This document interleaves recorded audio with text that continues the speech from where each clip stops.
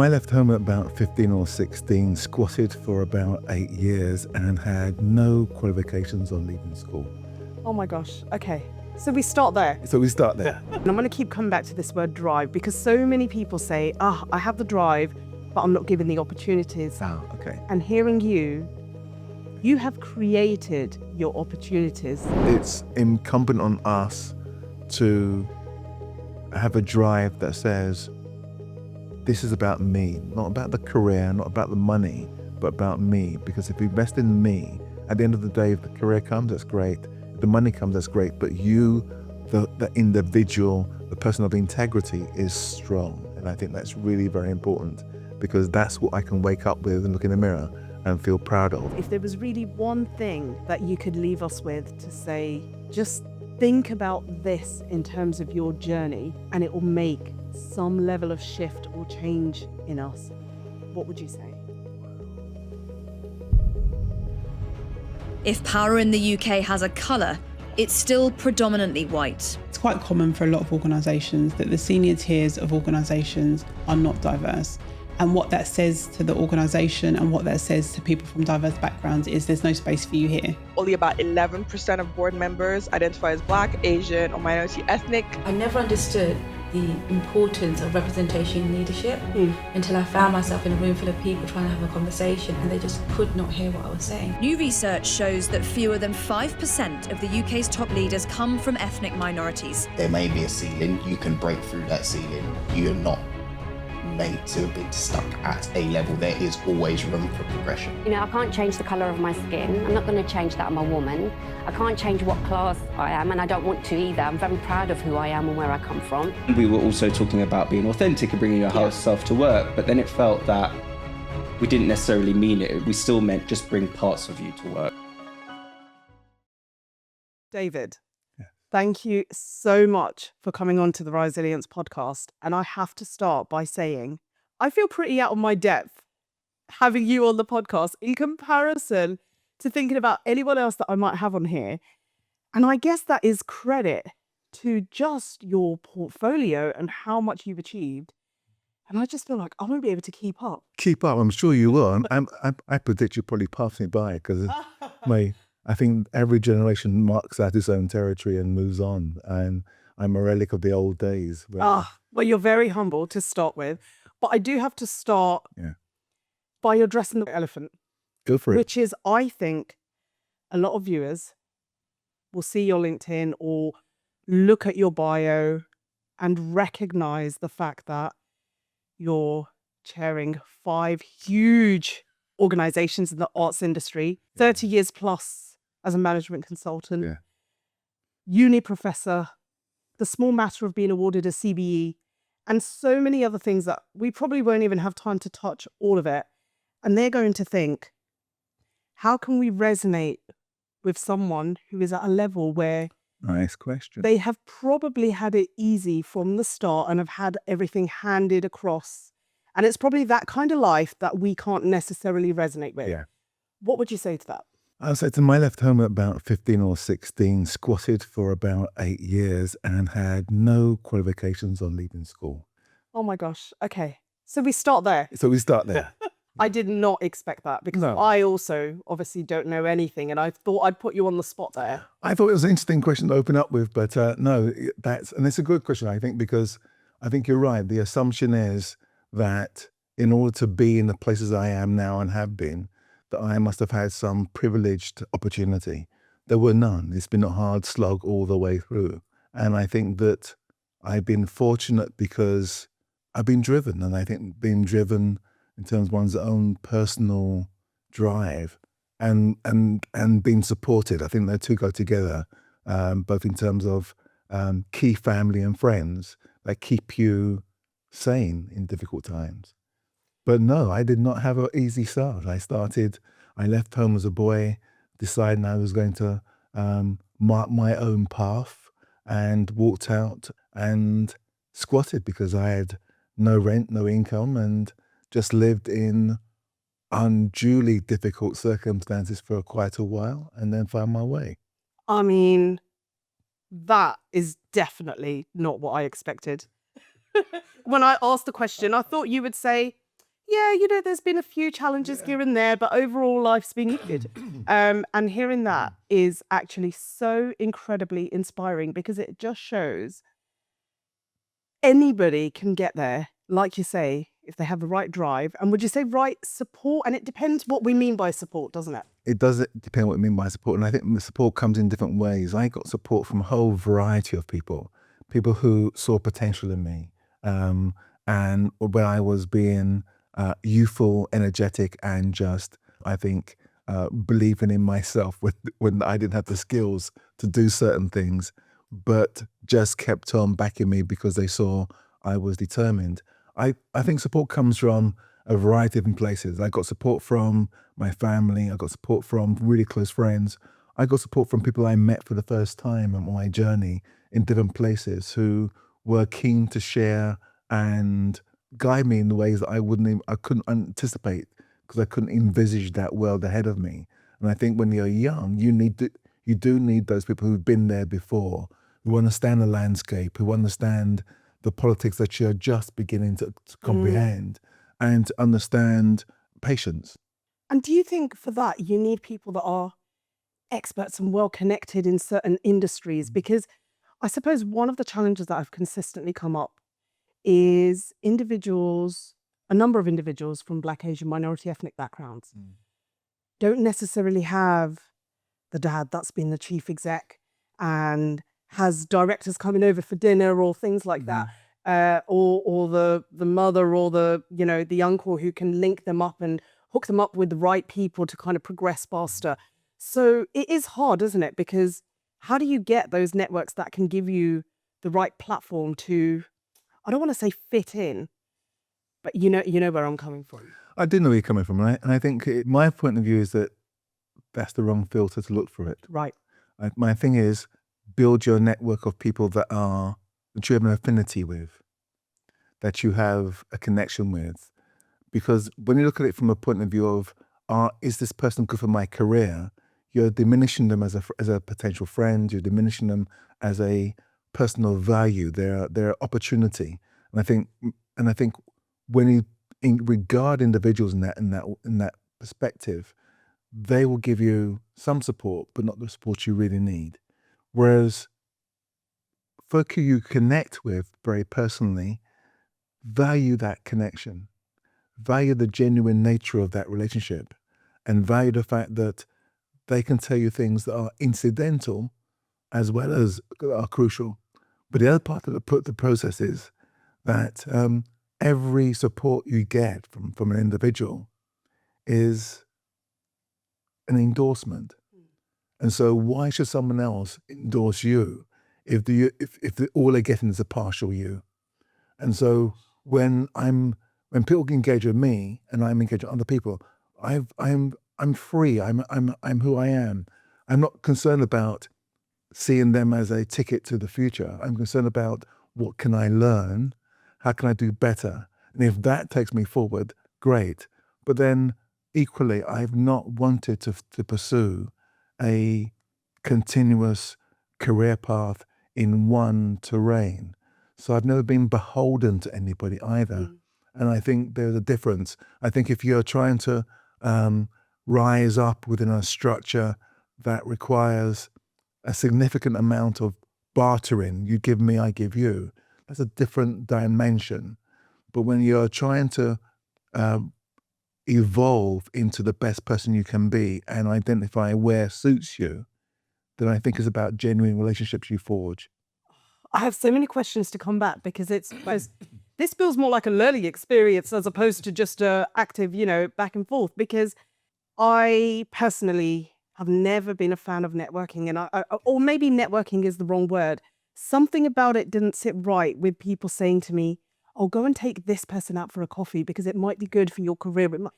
And personally for me, what you say works so much better because it's not this linear career. Yeah.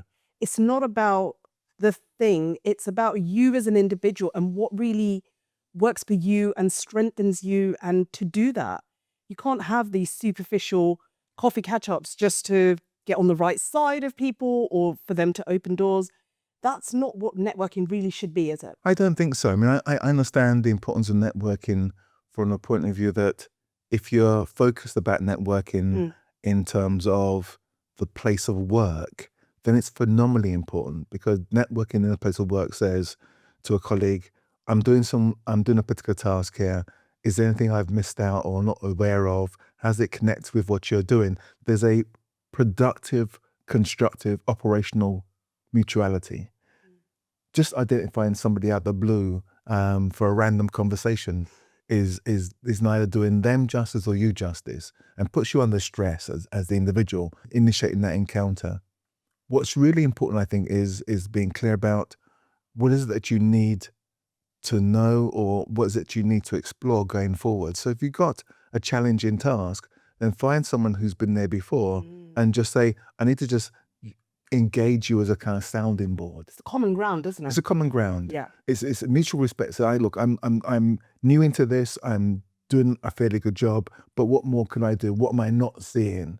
And that helps that individual who's been there before share. I mean, sharing what we've done is like breathing air. I mean, Yes. it's not a difficulty. It feels real, doesn't it? It feels very real. It feels an opportunity to revisit a path you've been on that you have learned from. But all too often, given our unique opportunities we have, our exclusive opportunities at times, when we break through these halls of power, who else do you tell? I mean, I go to meetings. I go home and thinking, I can't tell anybody about that meeting. It's just so off the charts, so bizarre.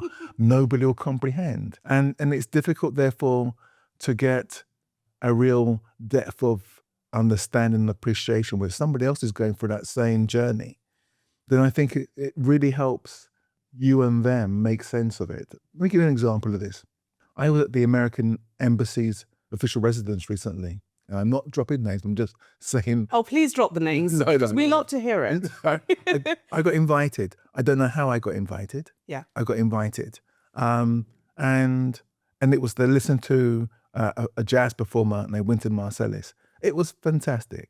Now, the issue is the first time you do these kind of activities, you're overawed by the whole occasion. You're overawed by the invite, the place. You feel inept in being in these circumstances. No, why me? What am I expected? What's expected of me? And so on. And that consumes you the first time round, and to that you really can't function in that space. Really, you're just so preoccupied with, am I looking right? And what do I do? Where do I go? Etc. And it consumes you. I've been a couple of times now. I was there recently, and it was great fun. I just stood back. I had a great time. I didn't do any networking because I'm not concerned about who's there. I came for the music. The fact that I met folk who were interesting was a bonus. Absolutely, what a great word, a bonus. But you need to go through that first phase of shock or relocating yourself so you can be you in that space. Because being you in that space, that's new, dynamic, full of extraordinary things, is very difficult. My goodness. I mean, David, you say this, but the areas that you're linked in with and the places that you work, there must have to be, at least from people listening and watching this, there must be some level of compromise or, I mean, speaking to you, I can't see any of that because you just seem so grounded, so true to your roots. But surely reaching levels that you have, was there any sense of you feel, I do feel I lost a bit of or compromised a bit of this? It's a really lovely question about compromise. I think because the perception is as you rise up, you make compromises. I think there are some compromises one makes, but they're varied.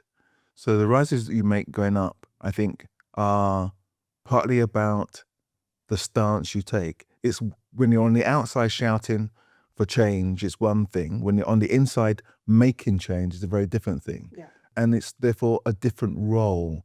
And so I'm not quite sure if it's a compromise. I think it's an adjustment. Adapting, It's adapting to the change of circumstances. So when you're on the inside, as I am now with the Arts Council, I'm looking at a whole variety of budgets. But I know I've been campaigning for years to see more Black and Asian companies funded. We got that achieved. But now the question is, how to make sure that they don't crush under the bureaucracy of the Arts Council or under the realization that we're not really giving them enough money to do their very best. And so how do we therefore begin to push those envelopes of resources? And you can't do that from the outside. You've got to be in around the table, doing the bartering, doing the negotiations. And it is compromise, because I think the reality is there's always an issue of power that you're trying to work with. Yeah. And we don't have it. If I had power, then it'd be easy. If I had power resources, I could be vastly benevolent, but I'm always trying to negotiate with history, with vested interests, and therefore it's not straightforward. So it's always a compromise when you're trying to effect change for the long term. There's no way one can construct magical solutions. Yes. Because I'm not in that sole place of authority. I'm negotiating that all the time. And in that negotiation, I'm trying not just to hammer somebody into submission, but ensure that they understand and appreciate why we're trying to make the changes so they can own it. And so that if I'm not in the room, they are still continuing the conversation. Because if all depends on me being in the room, we're in a weaker place. You mentioned drive, but of course with drive comes other words that are coming through, such as negotiation, such as, the strategic fit and all of those aspects. Was there a turning point in your career, or at least in your early journey, where that shifted for you from some of the challenges that many of us face, which is actually negotiating, influencing, pitching, as opposed to updating, delivering, and having responding, where that shifted for you? Or what was it that helped shift that? I think that there are a couple of things. I'd been immersed in community organizations.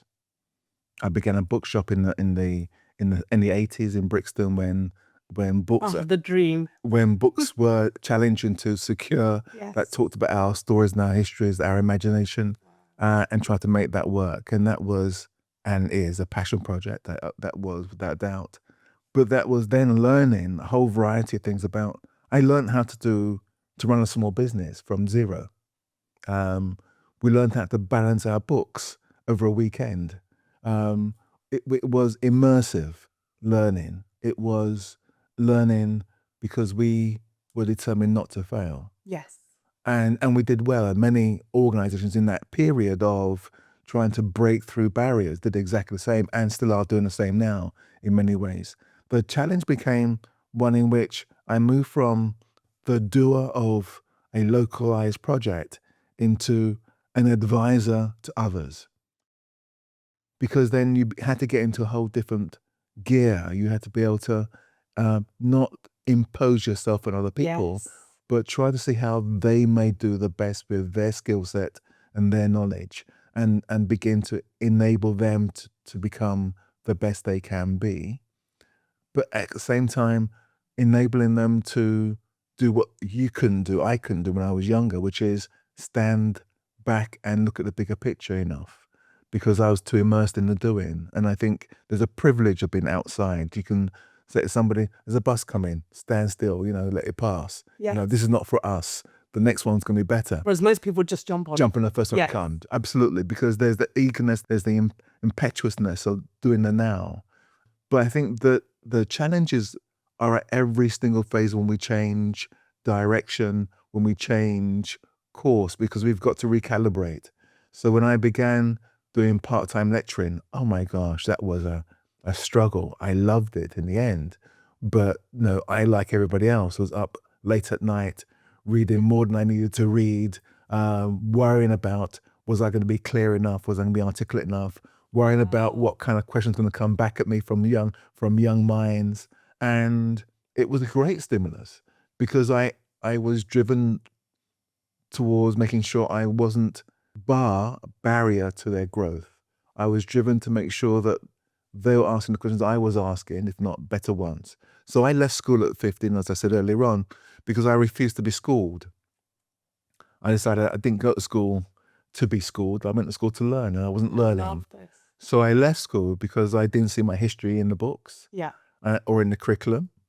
They came later on, but when I was there, we were all pushing hard for that. In fact, we created our own learning classes outside of school and brought speakers in because we just weren't getting what we needed. I mean, that in itself, and I know there's more there, but is a huge statement that you left school at 15 because you decided it's not giving you what you need. No.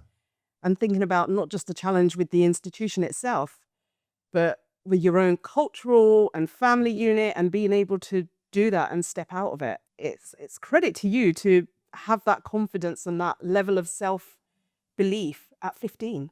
The whole family thought I was insane. I have to say this. Let's be clear. I mean, there wasn't the kind of cheer when I decided to do this departure from what was wanted, and the fact it worked out in the end. I think is I'm very happy, and I'm sure they are. But it was a challenge.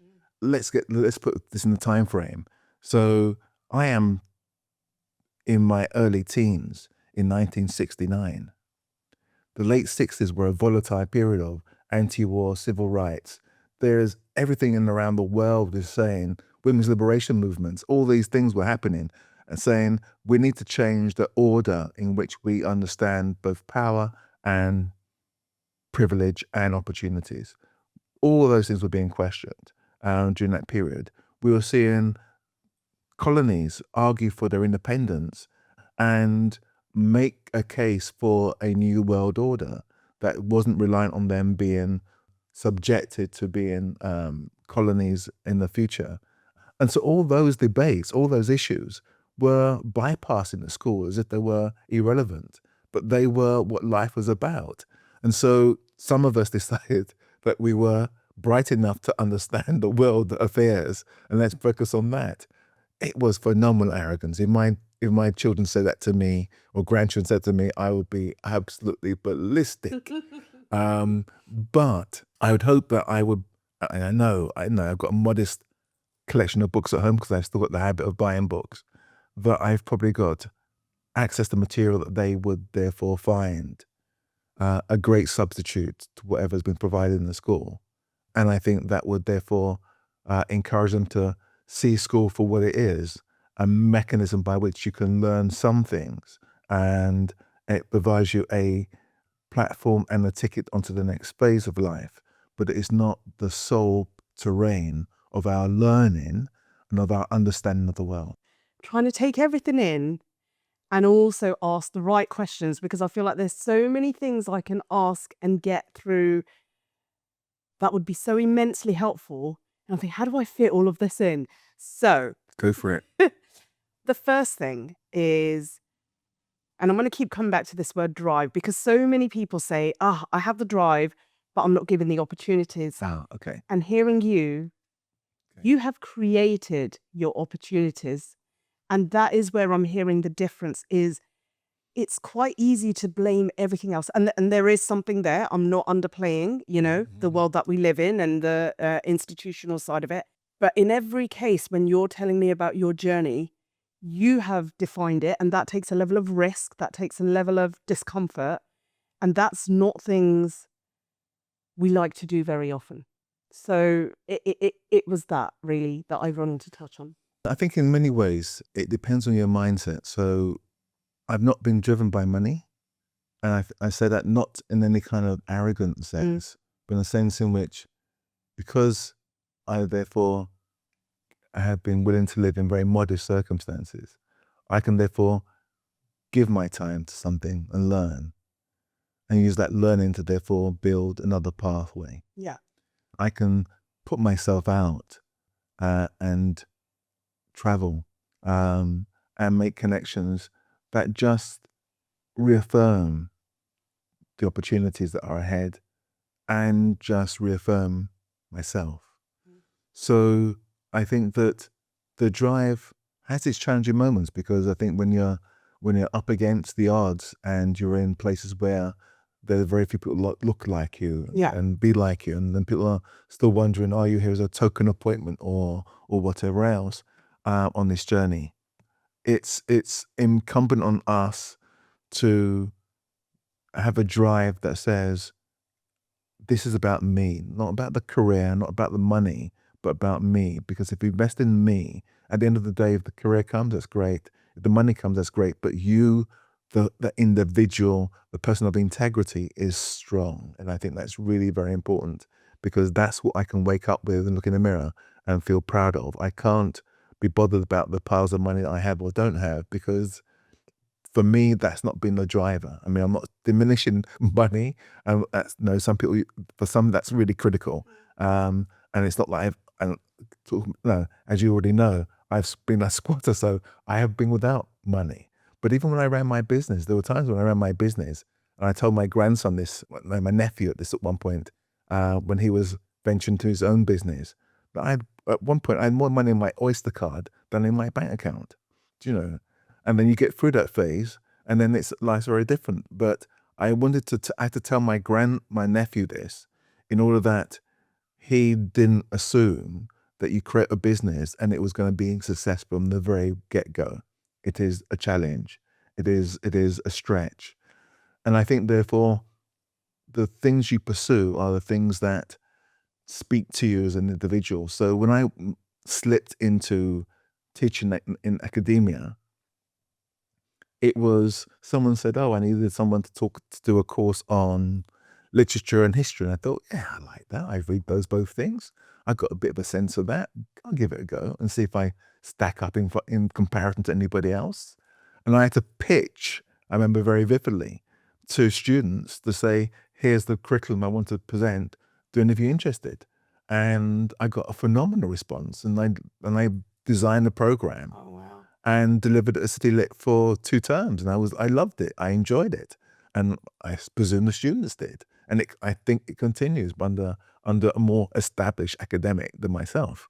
But, and then when I shifted from that into consultancy for local government, that was phenomenal. Oh, was it for local government? I missed that.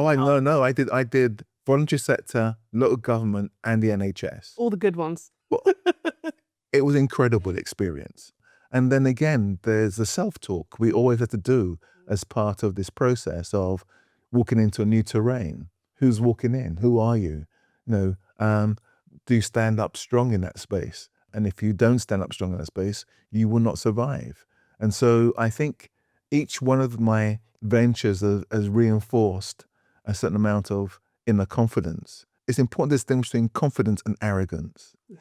Because I think they're entwined to some degree, but the confidence is I know who I am in the space.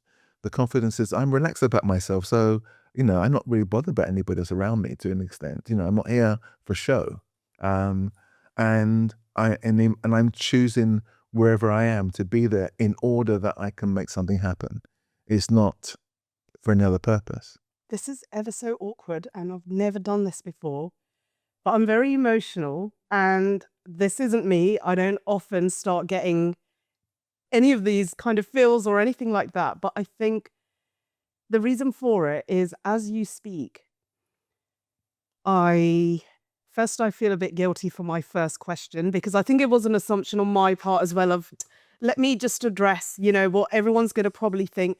And it makes me think no matter how far you get, you're always going to have a perception, whether it's you haven't made it, or whether it's, well, if you have, then life's been really easy for you.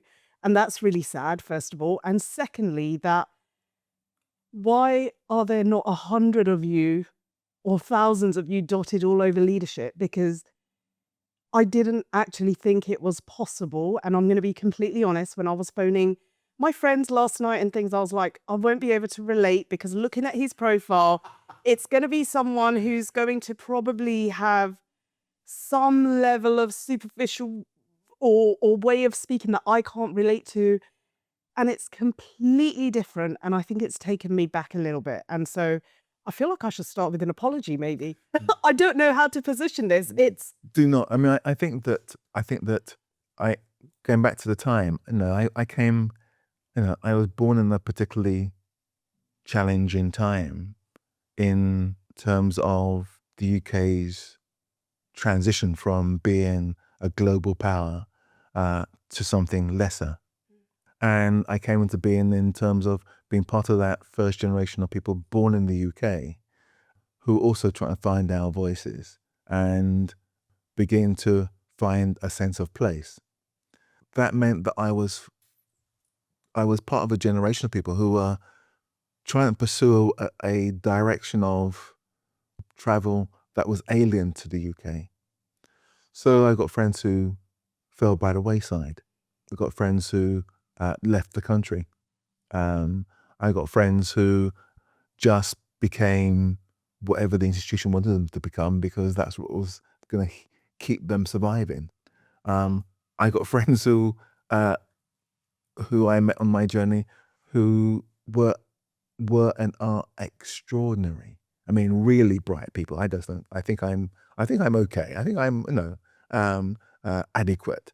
But I'm extraordinary people that I just think, any day of the week I'll sit and just listen to them because they've just got so much to say. I think it's understandable that the assumption. I think it's understandable, the assumption, because we are, as people of color, from different backgrounds and classes and so on, we have to adapt in white environments, and use that word deliberately, so much that it means that we sometimes think we sacrifice some lot of ourselves. And therefore, in order to survive in these spaces that are uncomfortable often, we must have a background in a privileged school where we've learnt that, or a privileged university where we've adapted to that, and therefore in those places learned how to be flexible, be multifaceted. And I think that I learnt my skills to survival, and I don't mean this in a kind of arrogant fashion, but on the street. I was squatting. There was no other way to describe it. However, if anybody knew about the folk on the street in those days, I was squatting with an academic from Sheffield. I was squatting with folk who were onto their second or third masters. I was squatting with a folk of people who were committed to radicalism, but were far from just ordinary people. They were there too, and we all just got on and campaigned for a variety of issues, including against police brutality. And that was where I began. And then from there we kept saying, well, how do we influence structures and power? And that's how I stumbled into where I was. I had no career plan. And my children will tell you that up until the ages of 18, I tortured them every year and said to them, what's the plan? Come summer, think about it, but I want to know a plan. Articulate a plan to me that I'm for the next phase. Be a year or 2 year. Tell me a plan. And and it wasn't that I wanted them to manufacture a perfect plan. I wanted them to get into the habit of thinking about how they took charge of their futures. How they began to think about what was really going to be for them inspiring. Not my agenda, their agenda. And therefore what's required and who they need to meet that might help them shape that understanding. And in the process, build their confidence. Because the issue for us as people of color is confidence. And the issue about network is us knowing what is it we want to ask of other people, regardless who they are. So our meeting, is one good example. My friend Mitha says, David, I just met this amazing person. And I really, really, really want you to sort of support her. It's Mitha. Mitha's been a friend for 20 odd years. Amazing, Mitha. And so Mitha said, support. This is where the value of the endorsement is. I said, yes. Wow. End of story. It doesn't matter if it took 2-3 months or a year.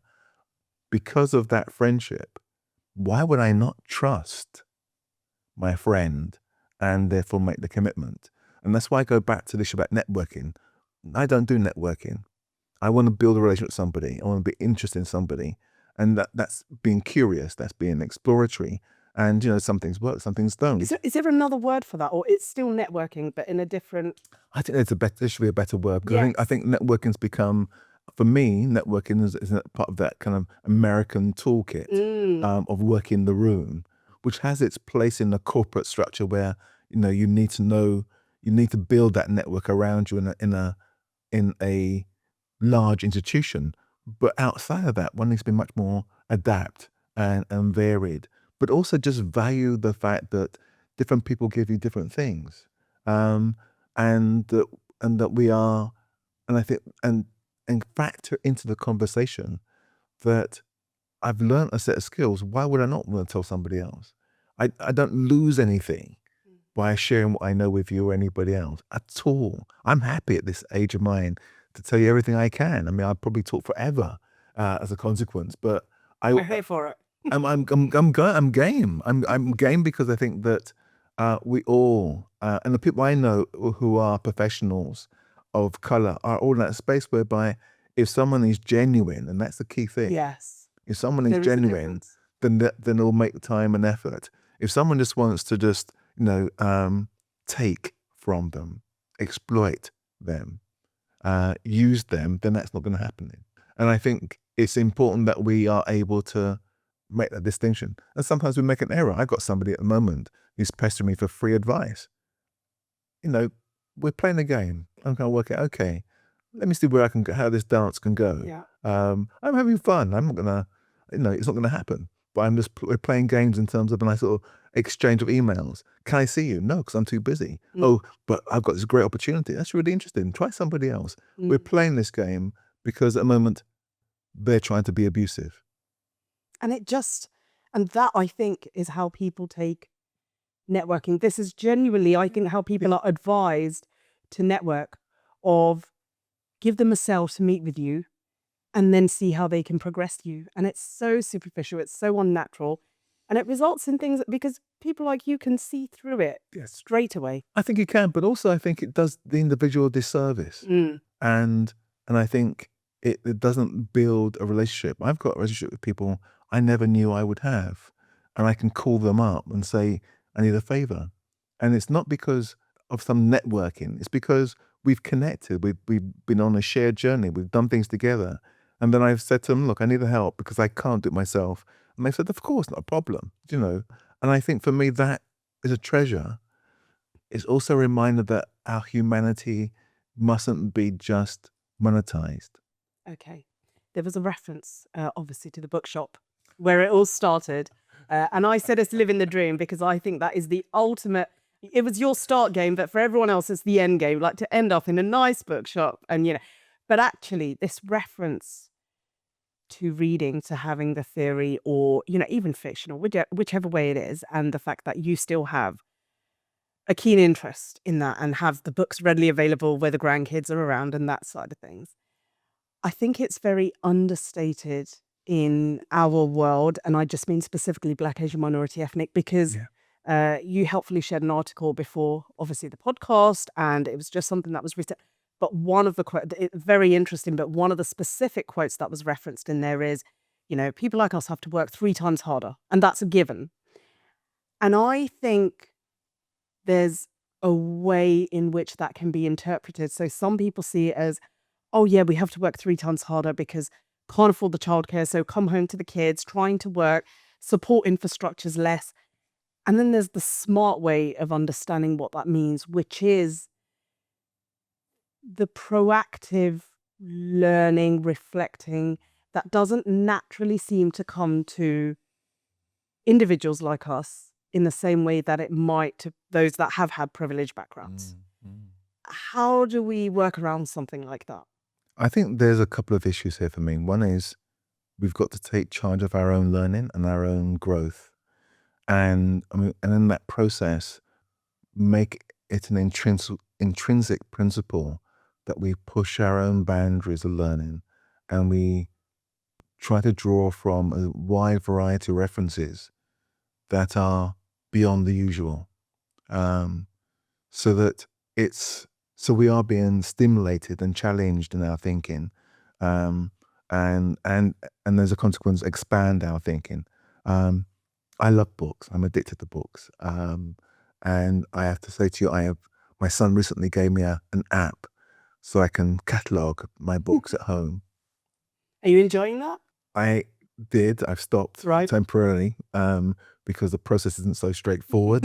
So I had to sort of tidy the bookshelves up, put them in some kind of order, and then catalogue them. It's work. It's a lot more work than I banked on, and I'm fastidious about my books. So I've got all my fiction in one part, Yeah. my history in another part, and my management in another section. Oh, wow. And so the process began of identifying how many books, and this app is great for books. And I've discovered I have over 600 novels. And so it's great, and I love it. And I made from around the world. I'm currently reading a book by a Japanese writer. It helps us think differently. It helps us see through the eyes of different people. It helps us understand both nuances and sensibilities of other cultures that we wouldn't otherwise have. I think that's really important because it means that we are not reliant purely on our experiential base to expand our knowledge and what we are fed by the outer world. I think that we have to take responsibility for our learning, and I think that notion of work 3 times hard is partly about we have to constantly identify who we are in institutions and what is being asked of us in our various roles, and also to be alert to where an institution might want to abuse our race or our culture, sometimes intentionally, sometimes because it's just ignorant. But we have to be alert to that because it falls back on us. Who do we look good on or with is something that's really must be very alert to, and does it work for us? And then the other aspect is that we are people with families, and so what do we share of our work? I've been to places and meetings where I come back and I have to sit still with myself to think, what was that? And I did this recently. I was at a conference. I won't say where. I got back from the trip and I sat in a room. I just said to my partner, I can't tell you about the trip. I can't make sense of it. I need a couple of days just to digest that experience because it was not what it presented itself to be. And then unpack it because I take time. I needed that little space to calibrate and adjust.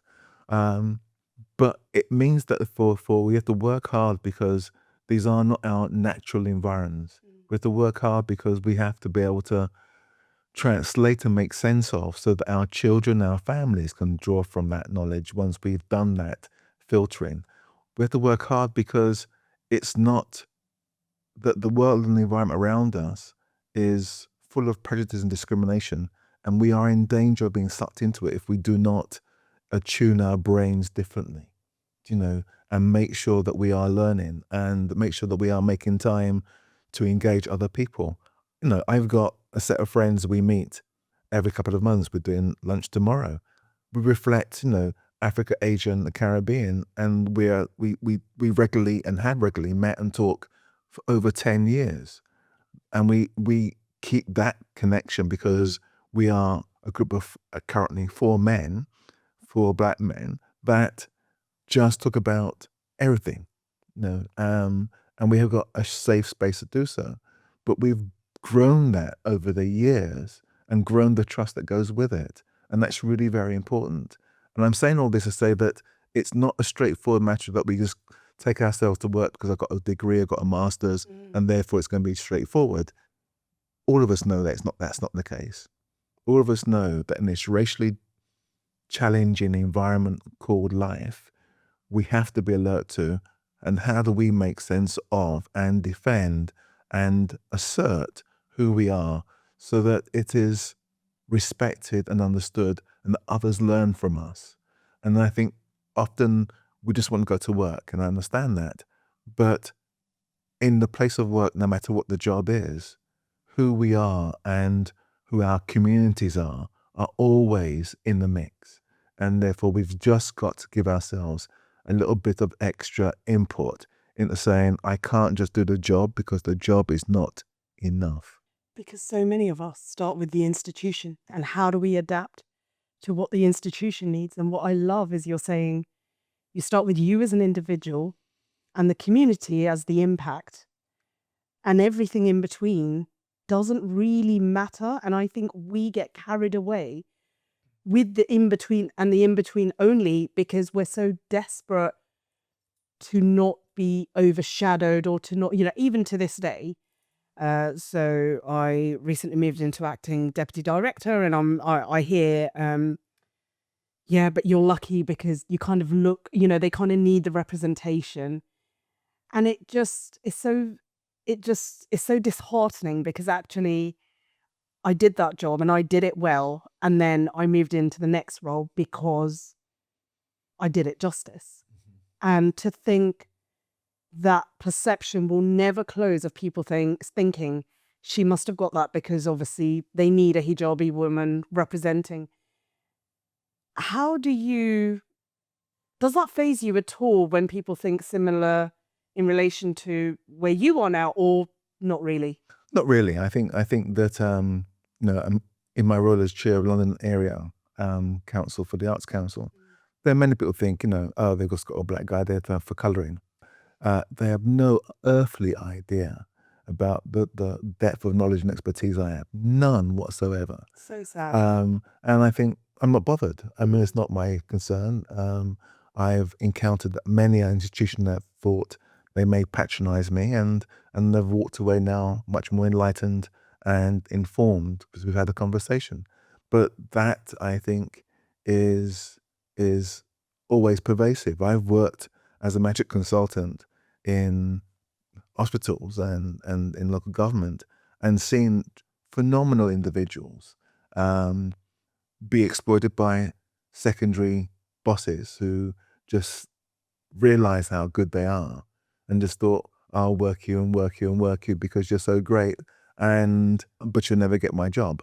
Oh my goodness, so many people Yeah. will feel that right now. Absolutely, and they'll need to move to get the job, but in order to move, they need to be telling themselves they got the skills to move, because sometimes the places we work in make us feel dependent, make us feel uncertain, and make us feel this is the only place I can be, and that's not helpful. There is a problem moving, and that is that you need to have a really strong sense of self, because you have to therefore take yourself into a whole new team and readjust and establish a new rhythm, a new culture of operations there.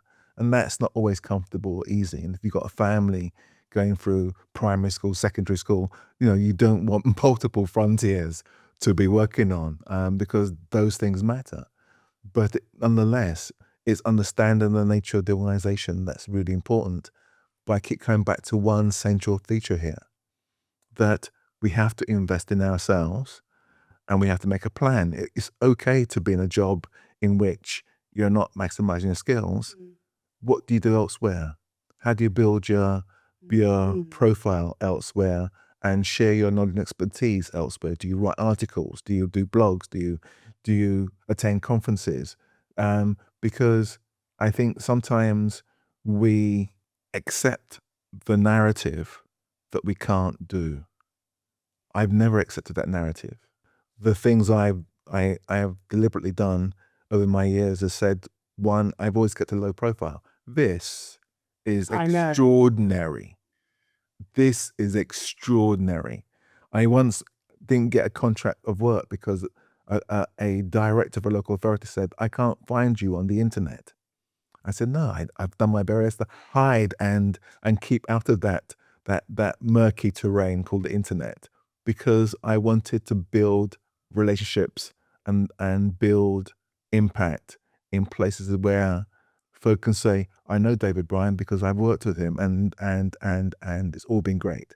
That is true, by the way, because I did try to do the odd Google and try to find at least one video or anything. And other than obviously when an organization has to announce that you're chair or you're working there or something like that, there isn't much out there. Is that why do you do that? Why don't you? Because doesn't that take away from those perceptions? Because people then get to know you and realize, oh my goodness, like how inspirational if someone like you can stay as engaging and humble and real as you have with the roles that you're doing.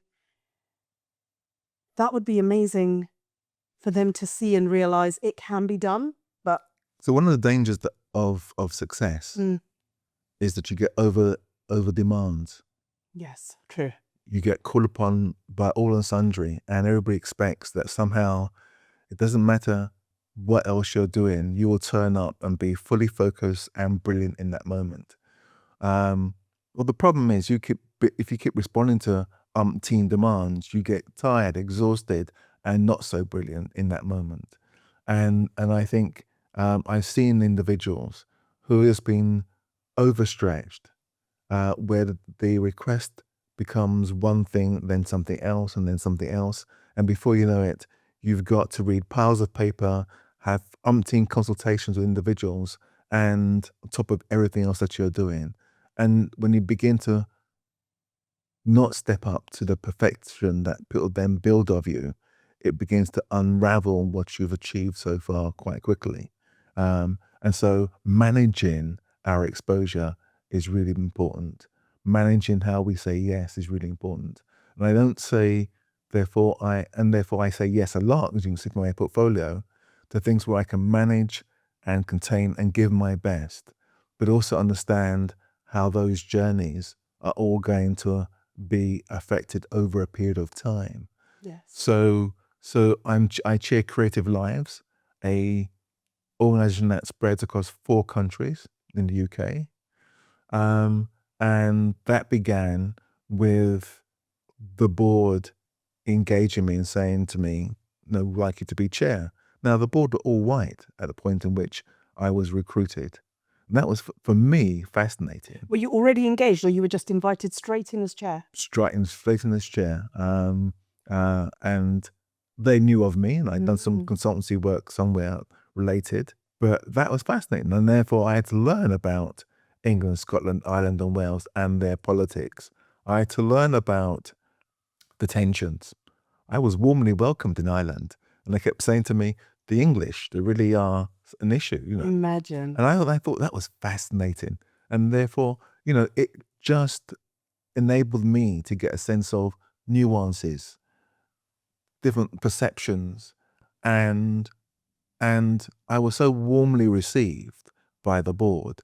It felt really comfortable. And I learned a lot, and I've hopefully, I think, influenced their change in direction in a way that's going to be beneficial to them. And I've done 8 years, so I'm now, Oh, wow. I've now come to the end of it, and I'm very happy. But I think and whether folk who, for us, took an appointment, I'm sure there are a variety of people who initially did. But going back to your question, it's about how do we target our efforts so they are effective? How do we not get drained and exhausted by overstretching and overcommitting ourselves? And what's our purpose? I am not a public speaker. I am not You say that. I am not a TV personality. I'm comfortable in small settings. MIFA. I don't know if you ever see MIFA at work. MIFA is phenomenal. Oh, I have. Large scale. Just wow. Incredible. I don't do that. Wow factor. Yeah, I mean, I don't do that. I mean, I can. That's not me. I prefer 20 people in the room, max. I can interrelate with the whole group, the dynamics of the group. That for me is what I do as part of my job. But MIFA takes a whole another span of impact. But MIFA doesn't do me either. This is true. And this is showing me the importance of everybody has different strengths. And I think all too often we jump into things thinking this will be good for us. But actually, does it align to our strengths or the areas where we can really build through it? Or is it just a thing that we think we have to do? And it's actually really hard recognizing the difference between what is a nice to do or could do and what is a need to do, because it actually helps define and strengthen us as individuals. But sometimes we've got to take a risk. And Yes. sometimes we've got to stretch ourselves. And sometimes we've got to find a way in which we are able to say, I've tried this, it didn't work for me, and therefore I'm pulling out it and doing something else. Because I think that we shouldn't punish ourselves by saying, by endeavoring into an activity, it didn't work, and feel compelled to stay there. I think it's important for us to explore and venture. I'm trying to think of something I did that didn't work. That actually links nicely to the question that I was going to ask, Okay. which was, what would you have said was the most challenging moment of your career where you really had to either adapt or shift or feel so far out of your comfort zone, but in a way that actually doing it ended up defining much of where you are now? When I joined the consultancy, the Organisation for Public Management, OPM, that was a seismic shift. I joined them and became instantly an organizational development consultant. And remind me what you were doing immediately before that? Before that, I was working with the voluntary sector. I see. So the shift from Scale, everything. It was a shift from scale, politics, and power, all in one.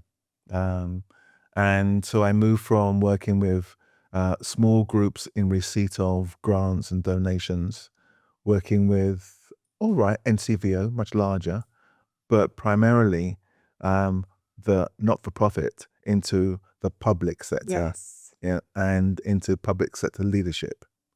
So I moved from that terrain into training counsellors, working with the leadership team of local authorities, and working with the Audit Commission who existed at that point as the auditors of local government on a variety of different issues, from EDI to team dynamics to strategic planning. So it was a spectrum of issues, and I kept on deliberately dancing away from being an EDI specialist into being somebody who did that plus.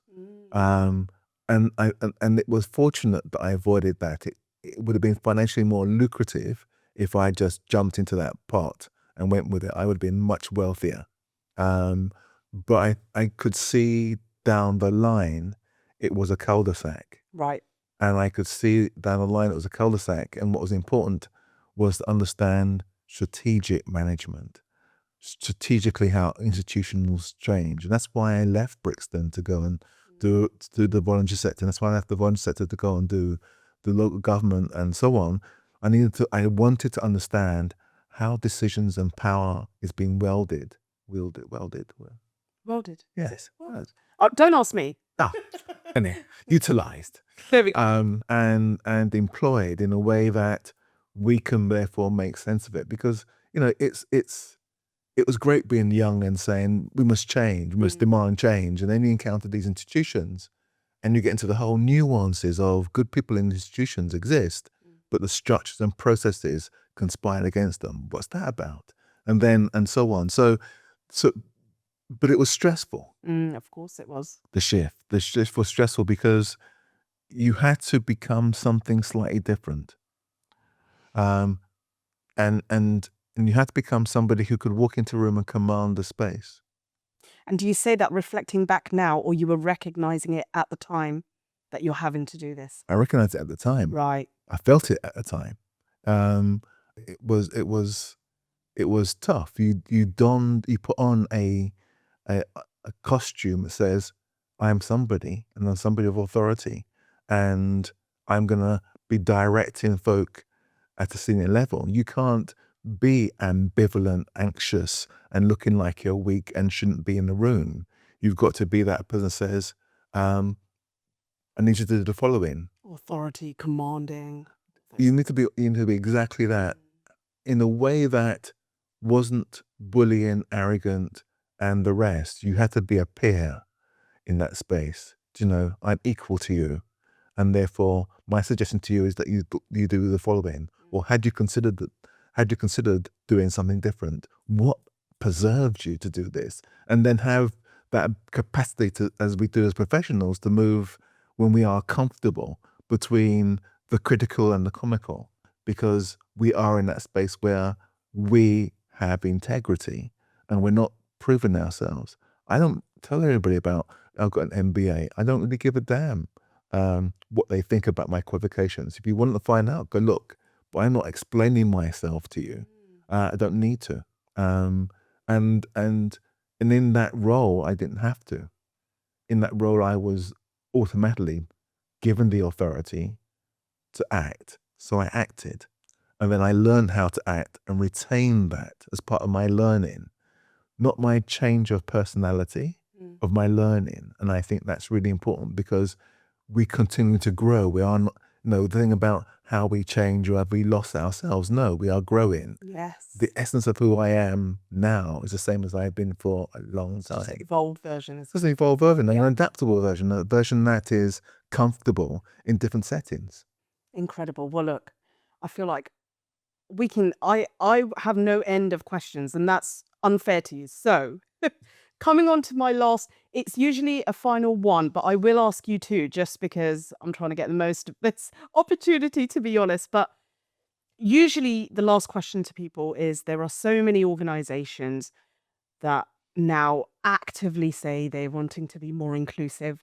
In the main, the answer is a forum, an action plan, and it doesn't seem to be making the right shift. So there's one about if there was one thing an organization could do, but the only thing I want to add to that before that question for yourself is, as an individual, a Black, Asian, minority ethnic individual, if there was one thing, and you've given us many things already, but if there was really one thing that you could leave us with to say, just think about this in terms of your journey, and it will make some level of shift or change in us, what would you say? Wow. It had to be a good one. Had to be a good one. Do you want the earlier question about institutions? You can take it in whichever order you want. Let me do the institutional one first. Okay. I think the institutional one is a really fascinating one. I think it's great that people are trying to find a way forward around EDI. I think it's important that that is an endeavor that everybody in the organization takes on board. And it's an endeavor based on that we have all been given partial and flawed narratives about the other. In order for that batch of narratives to be unpicked, we've got to get into a phase in which we explore and we rediscover. That's uncomfortable, but it's a shared journey. And it's going to be a shared journey because at the end of the day, it cannot be that an institution needs to find that Black or Asian person for which they can just offload all the pains of the past to be unraveled. It's flawed, it's undermining. And as much as sometimes we take on those roles because we want to champion change, I think it's not for us to do. It's an important part of our journey and it's an emotional part of our journey, but it's got to be one in which we are striving to bring people along with us, not beat them up because they haven't been enlightened from the get-go. And I think that institutional change requires that we bring people along a journey with us and we enable them to learn and learn differently. And EDI is no different from that process of learning differently. It's always going to be charged because the world at large will always have issues like Israel, Gaza, will always have issues of Islamophobia and racism and the combinations thereof. And it's not straightforward, the solutions either. When you mix that with issues around gender, it gets really quite volatile and complex. Absolutely. But what we do need to do is find a space in which we create a opportunity, not for a bland forum, but for a space where we can think these issues through as they relate to what we do in our jobs, so that they become work focused. They become, how do we change what we do? And become very practical and have a space where we can be practical on one hand and be thought leaders on the other. How might these ideas in the future influence what we do? So we're not rushing to make quick solutions. For the here and now only. For the here and now only. But because we're giving ourselves space to think. Wow. And I think that's really very important. And I say that because I think that, and the other thing we must do is stop following the Americans. It's not a good idea. they have a very different environment, a very different history, and apartheid and is alive and well in many parts of America in its own economic way. We have to not be using it as a marker or anywhere else, because Europe is another madness that we need to not follow. So there's something there about we've created a unique conversation, and it's been spurred on by what's happened in America without a doubt, but we have to take ownership of it and make it our own, because we have a phenomenal diversity in the UK, particularly in London, that I think is extraordinary. But we don't fully know how to make good use of it. And we don't want to acknowledge equally that we live, many people in the UK, in segregated worlds where we don't mix with other people that are not like us, culturally, sexual orientation or otherwise. And I think, therefore, that impedes our ability to really make inclusion a reality in organizations, because we don't understand the other at all. And we don't have a comfortable nature exploring what we don't know with others without feeling under attack. And that can't work. And so I think, for me, institutions need to create a space whereby they can discuss the uncomfortable and not get into a meltdown. Because out of that discomfort will come insight and change and personal learning. It's incredible, because you even think all the small forums are not adding up to the big picture. No. So you got the Muslim forum, No. the race forum, the women's forum. Why not have an inclusion? Absolutely. Something with every... Absolutely. Because then you can say quite clearly, from a female perspective, I see this differently. From a Muslim perspective, from a perspective that is combining a number of different The multiple layers, isn't it? layers of who we are, I see it from this viewpoint. Our groupings don't have one voice. They never did. They can't. They shouldn't, because we're so varied in them. But we need to find a way in which we are really making a seismic change on the culture of the organization. Yes. When we are in these small bubbles, we're not. And just one last point on that. These are democratic structures. Well, we need to be in the democratic core of the structure, not creating echo chambers on the outside of it.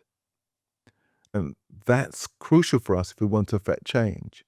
And for me, being in the core of it, where someone's got to do a balancing act about resources, about issues, we need to be in that space where we're saying, let's work with you on what a balancing act can be, because there are finite resources, there are finite people, there are finite expertise. So everything can't be done but in one go, but it can be phased over time, and we can therefore create some improvements. We're trying to make structures into instantaneous change terrains, and they can't become that. And we blame them for doing the impossible. Going back to your other question about something to pass on to others, I think it'd have to be bold. I think it'd have to be bold. I think that in being bold, it's being bold to break out of our own restrictive communities. Be bold is to venture into places that make you feel comfortable, but you may learn something. Be bold is to make your own learning your preoccupation and enjoyment. And enjoyment, it's got to be fun. Be bold is to imagine the world and that you want to create around you, as opposed to just existing in the one that you have. And I think that's what I would recommend to other people. If I shifted that slightly and said, what is not being bold? Because that might hit some people as well. Would you be comfortable picking on a Not few? being bold. What Yeah. being What bold? would an individual not being bold represent? Not being bold is not investing in time in other people that you like, so that you can forge a real quality of relationship. Not being bold is not to pick up the phone and say, hi, how you doing? And therefore conveying empathy and affection and care for others that you've got a relationship with. It's not mechanical. It's no. I've got a friend that I ring up and say, "How you doing?" You know, I haven't spoken to him for a long while, and I know he appreciates it. And all of a sudden, I said to him, "The phone works two ways. Pick it up." Yes. Do you know? I think it's being bold is not being bold is being, in male terms in particular, is not feeling you can share emotions and fragility with other friends around you. Yes. I am telling you, I can talk. I just think, why not? You know, because it's important. You know, I discovered yesterday a colleague I work with is going through chemo. When I go back, I'm going to send an email saying to him, let's have a chat if you want. I know what that's like. It's a difficult experience. But if you don't want to talk about it, it's no problem. But your unwellness is on my mind, and your well-being is a concern. I think that so it's not neglecting to be a compassionate human being, because we are too busy working, and we can work. And let's not diminish this. We can go to work, and plunge ourselves into work because work is demanding, and in this particular point in time, it is absorbing. We can come home tired and have just enough time to play with our kids if we've got kids, so they don't feel neglected. Just enough. It's erring on that edge of nearly neglect, and I've been there. You know, and I think it's also, work is so consuming that if it's an emotional job, you're still working through the emotions of somebody else's pain when you land home, and that's like, whoa. You know, and maybe some folks should go somewhere and walk before they walk through the door, because they need to part that pain and discomfort so their families can get a freshness. It's not, no, and we can't fail not to contaminate our spaces at home with that. But we've got to find a way in which we don't let it become us. We've got to find a way in which we are conscious of that, and therefore make extra efforts to not let it define us. Yes. Because I think that's the problem. I mean, you know, and I say this not because I've managed to do it brilliantly. There were times when I was running around the country going from one location to another as a consultant and wondering, who's fed the kids? How do they cook themselves? And I'm glad we made them cook at an early age, but nonetheless, Yes. there were concerns that we were not giving them the best, and we can't give everybody the best of ourselves at all times, unless we are going to be bold, unless we are going to be clear about how we apportion our time so that it is impactful. Do you know what I love about all of that is someone would take being bold as, "Oh, I haven't got it in me." That actually, all you're saying is being bold means it comes from the heart. Completely. And we get too pulled by the head, don't we? It comes from the heart, Yeah. and it comes from the heart, and it comes from a kind of compassion. Yes. Compassion. Yes. Absolutely incredible. David, you do not know how privileged and honored I feel to have you come onto the RISEilience podcast, and incredible. I think I have no words, so I don't even know how to close this, which is unlike you. But honestly, thank you so much. You have inspired me, and I'm sure those that will be watching and listening, in more ways than you know, and it means so much. Thank you very much. Thank you. I hope it works.